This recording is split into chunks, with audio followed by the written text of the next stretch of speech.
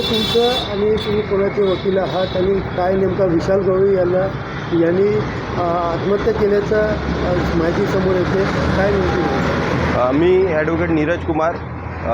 काही महिन्यापूर्वी आपल्या कल्याणपूर्व परिसरामध्ये एका लहान चिमुकलीची निर्गुणपणे तिच्यावरती लैंगिक अत्याचार करून हत्या करण्यात आली होती. त्या फिर्यादीतर्फे मी वकील आहे.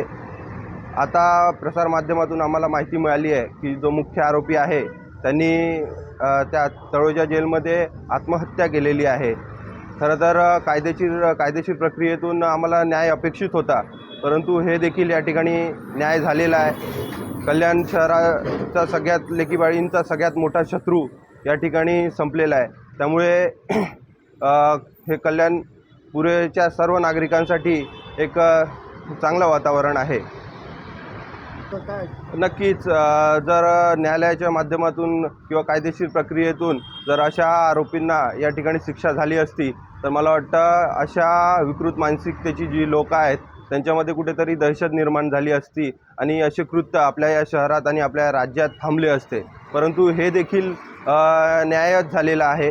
त्यामुळे कायदेशीर प्रक्रियाने फाशीची शिक्षा झाली असती किंवा त्यांनी आत्महत्या केलेलं आहे, दोन्ही आमच्यासाठी न्याय आहे. आणि मुळात ही हत्या आहे की आत्महत्या ते सुद्धा या ठिकाणी तपासाचा विषय आहे.